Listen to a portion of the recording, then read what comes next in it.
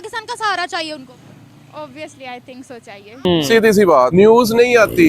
अगर पाकिस्तानी अवाम और बाहर की अवाम हमारा नेशनल टीवी कोई भी चैनल देख ले और बोले कि यार पाकिस्तान बड़ी अमन शांति है, तो ये बकवास है।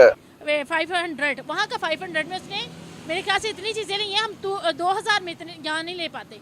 और यकीन जाने मैं हैरान हो रही थी कि वहाँ पे ये तरक्की की बात है ना, और चीज़ें भी अच्छी ही थी। अगर तुम चाहते हो कि तजारत, भाई वो बहुत आगे चले गए हुए हैं। वो अब इस लेवल पे नहीं है कि पाकिस्तान हमसे टमाटर खरीद ले और हमारे से प्याज खरीद ले और हमारे पास पैसे आ जाए।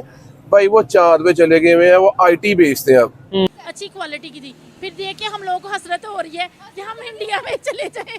मुझे तो लगता है कि वो मतलब अपना बाहर के मुल्क में जो है अपना नाम बनाने के लिए कि हम लोग कितने अच्छे हैं, मतलब ऊपर ऊपर से दिखाने के लिए। मैं देख रहा था कि दुनिया में जो दुनिया के अमीर तरीन लोग हैं ना, उनमें कौन कौन चैरिटी करता है। ठीक है, इस टाइम एलन मस्क है, वो सिर्फ 1% करता है। सबसे चवल इंसान वो पाया गया। उसके बाद ये अंबानी साहब, ये टाटा साहब, ये ज्यादा चैरिटी बहुत ज्यादा, टाटा साहब तो बहुत ज्यादा चैरिटी करते हैं। ठीक है, ये सारे बहुत ज्यादा चैरिटी करते हैं। और उसके बाद दुख की बात है कि यार मुस्लिम तो नाम ही नहीं था। नमस्कार दोस्तों, जय हिंद। पाकिस्तान के कुछ मछुआरे पिछले कई घंटों से मिसिंग थे, तभी उन्होंने भारतीय नौसेना से इसकी मदद मांगी है और भारतीय सरकार ने भी इसके ऊपर उनको पॉजिटिव सा रिप्लाई भी दिया था। पिछले कुछ हफ्तों पहले सोमालिया पायलट की तरफ से पाकिस्तानी और कई देशों के मछुआरों को गिरफ्तार किया गया था और भारतीय नौसेना ने कुछ ही घंटों के अंदर इस ऑपरेशन को इम्प्लीमेंट करते हुए पाकिस्तानी मछुआरों को छुड़ाया था। तब उस समय पाकिस्तानी लोगों ने और पाकिस्तानी सरकार ने भारत की मदद भी नहीं मांगी थी, पर एक मानवीय मदद के कारण भारत ने बिना किसी की नेशनलिटी देखते हुए उन लोगों को बचाया था। इसके साथ ही पाकिस्तान को ऐसा लगने लगा था कि भारत और पाकिस्तान के संबंध फिर से एक बार अच्छे हो सकते हैं, इसलिए इस बार भी पाकिस्तान ने भारत मदद मांगी है। अब तो आने वाला समय बताता है कि आने वाले समय में भी क्या भारत पाकिस्तान को इस तरह से मदद कर पाएगा, और इस मदद के बाद पाकिस्तान का भारत की तरफ कैसा अप्रोच होगा।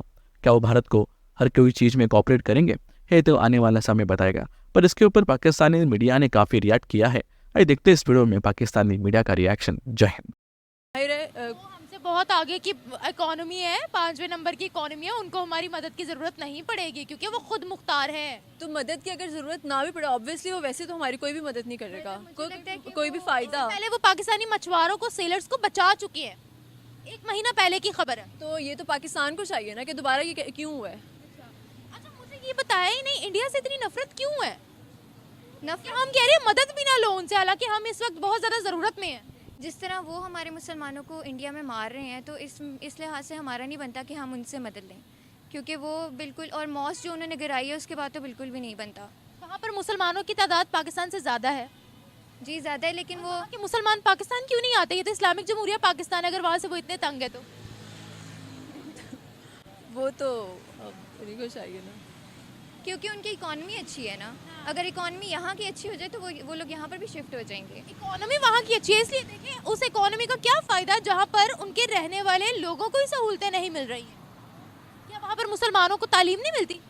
नहीं, आपने वो देखा होगा कि जिस तरह मुसलमान लड़कियाँ जो थी उनके स्काफ उतारे थे उन्होंने, और उनको कह रहे थे कि आप लोगों ने स्काफ नहीं करके आना, हिजाब नहीं करके आना, तो ये तो गलत बात है ना। मुस्कान की बात करिए जिसने अल्लाह अकबर का नारा लगाया। जी बिल्कुल। मुस्कान को आपने दोबारा इंटरव्यू देखा था? नहीं, मैंने वो नहीं देखा। मुस्कान ने कहा था, मुझे गलत फहमी हुई थी, वो यूनिफॉर्म कोड था, उन्होंने कहा था कि स्कूल के अंदर आने के लिए आपको सिर्फ यूनिफॉर्म कोड अप्लाई करना होगा, उसके अलावा आप आए जाएं जैसे मर्जी करें, हम आपको हिजाब से मना नहीं करेंगे। देखिए सर, इधर एक बात ये भी आती है ना, मेरे बहुत से देखने वाले, आप भी चैनल देखते होंगे, बहुत से देखने वाले इंडिया से, और कुछ लोगों का, ज्यादातर तो पॉजिटिव भी सोचते हैं, लेकिन कुछ लोगों का ये थोड़ा गिला रहता है कि भाई पहले आप लोग अकड़ दिखाते रहे, तकरीबन 47 से लेके अब तक, मतलब 76 साल आपने ये बोला कि हम तो घुस के मार देंगे, हम तो ये कर देंगे, लेकिन अब हालात बिल्कुल टाइट हो गए, तो अब आप कह रहे हैं जी हम हेल्प चाहते हैं, हम पीस चाहते हैं। तो आपको नहीं लगता कि अगर लेट्स सपोज दोबारा हमारी इकॉनमी बेहतर होती है तो फिर से हम वही काम, अगर जो उनको गिला रहता है वो करेंगे, तो ट्रस्ट इशू आ गया। मैं अपनी बात कर सकता हूँ। ठीक है, अपनी बात ये कर सकता हूँ कि अगर कोई इंडियन मुझसे कहना यार पहले आप पकड़ दिखाते रहे, तो मैं कहूँगा यार पहले मैं अपने वालिदैन के पैसे पे पलता था, अब मुझे खुद करना पड़ रहा है, और अब मुझे हकीकत का रियलाइज हो गया कि मैं कहाँ खड़ा हूँ।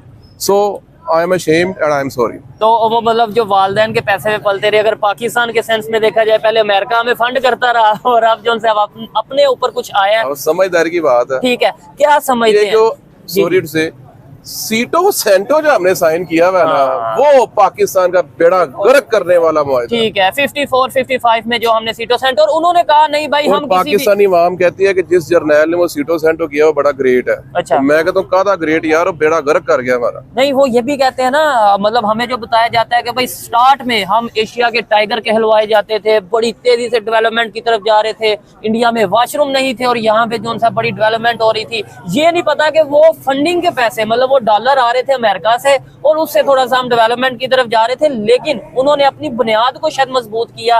आज वो IIT और बहुत से ऐसे इंस्टीट्यूट बना के बैठे हैं और दुनिया को वो IT बेच रहे हैं। ऐसे ही है, वो डेवलप हुए हैं खुद और हम आर्टिफिशियल डेवलप हुए, हम असल डेवलप नहीं हुए। हमारी आवाम का तो ज़हन ही डेवलप नहीं हुआ।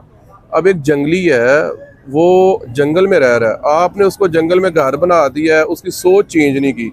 वो फर्निश्ड घर के अंदर भी जंगलियों वाले तरीके से रह रहा है, कच्चा गोश्त खा रहा है। जंगली इसको कहते हैं खाने पीने का ना पता हो, उठने बैठे तमीज ना पता हो, मैनर्स ना हो, मैनर्स ना हो। वो पक्के घर में भी जंगली में रह रहा है तो वो जंगली है। और एक बंदा है उसको मैनर्स है और वो एक तंबू में रह रहा है, झोंपड़ी में रह रहा है। तो मैनर्स किसको ज्यादा है? जो तंबू में रह रहा है। ठीक हो वो गया। तंबू वाला आहिस्ता आहिस्ता अपना घर बना लेगा और जंगली जो है वो एक दिन आएगा अपना घर तबाह कर देगा। वही हमारे साथ हुआ। ये चीजें, और ये सोचने वाली बात है कि मतलब लोग वहां पे भी थे, यहाँ पे भी थे, बल्कि एक ही तरह के लोग थे। 1947 से पहले एक ही हिंदुस्तान था, आज इंडिया पाकिस्तान हुआ तो वहां सोच में फर्क आ गया, यहाँ पे नहीं। बल्कि ये आपका बच्चा भी मौजूद है, इधर आए, ये इसमें इससे देखेंगे ना हम कि भाई आप अच्छी अच्छी बातें करते हैं, आपने यही बातें अपने बच्चों को या अपने इर्द गिर्द अपनी सोसाइटी में बताई है कि नहीं? अस्सलाम वालेकुम, कैसे हो आप? जो इंडियंस है ना, उनको आपने नमस्ते और सत श्री अकाल कहना है। बोलो नमस्ते और सत श्री अकाल।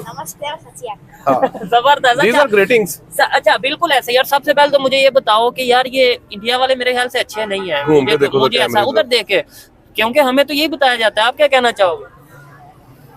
नहीं सच? हाँ, इंडिया वैसे अच्छा तो नहीं है। नहीं अच्छे, नहीं, मतलब इंडिया की अगर इकोनॉमी की बात करें, वो लोग आगे हैं या हम लोग आगे? वो लोग कैसे आगे चले गए वो लोग? डेवलप हो गए, डेवलप हो गए। तालीम हासिल कर ली। ठीक है, तो क्या हम भी अगर एजुकेशन के ऊपर वर्क करें तो हम भी आगे जा सकते हैं? Yes.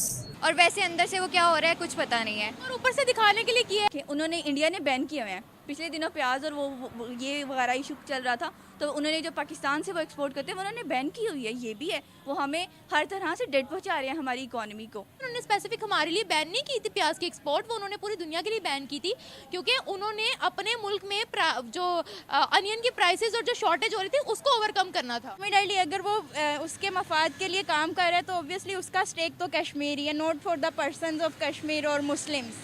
For the purpose of Kashmir और मुस्लिम पर्सन्स मतलब he is not doing for the persons living there और मुस्लिम्स लिविंग देयर।